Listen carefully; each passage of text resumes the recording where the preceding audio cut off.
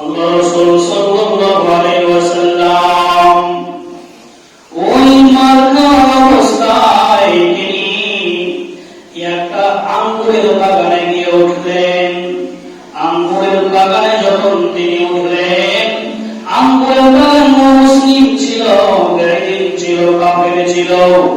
আঙ্গুরের বাগানওয়ালা আব্বাস নামের একজন যুবক ছেলেকে বললেন, আব্বাস তুমি যাও, ওই লোকটা বহু মার খেয়েছে, তুমি যাও, অনেক মার খেয়েছে, অনেক গালি খেয়েছে, তুমি যাও, তোকে আঙ্গুরের কিছু রস পান করাও, নচেৎ লোকটা মরে যাবে। যাও।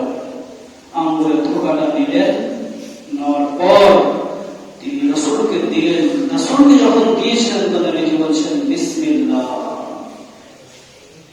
বিসমিল্লাহ বলে মুখে তিনি তুললেন। আর এখন সাইডে ঘুম থেকে উঠে দুইটা কোণঠা আছে, কোমর থেকে বের করে চোখ জড়িয়ে দিলেন বিসমিল্লাহ। তাহলে আমাদের চরিত্র কোথায়? তাহলে আমি কি বললেন? বিসমিল্লাহ বলে আঙ্গুলটা মুখে দিলেন। আব্বাস নামের ওই যুবক ছেলেটা বললেন, তুমি কে হে? জীবনে কোনদিন বাপ জন্মে আমি বিসমিল্লাহ শুনিনি, তুমি কে? নবীজি বলেন, আমি হলাম আল্লাহর রাসূল, আমি হলাম আল্লাহর রাসূল। তুমি আল্লাহর রাসূল? হ্যাঁ আমি আল্লাহর রাসূল। তোমার বাড়ি কোথায় বাবা?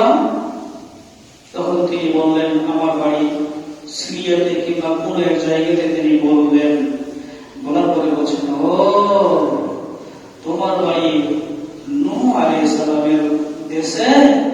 বললেন, হ্যাঁ। তুমি নূহকে চিনলে কি করে?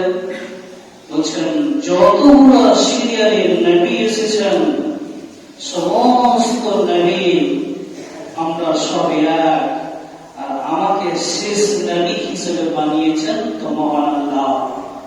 আর 10 নামের যুবক ছেলেটি বলল, আপনার চরিত্র দেখে, ব্যবহার দেখে মনে হয় না আপনি কোন ধোঁকাবাজ হতে পারেন।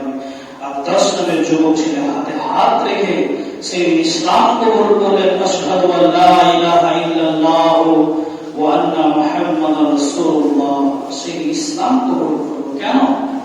তাদের চরিত্র ব্যবহার দেখে।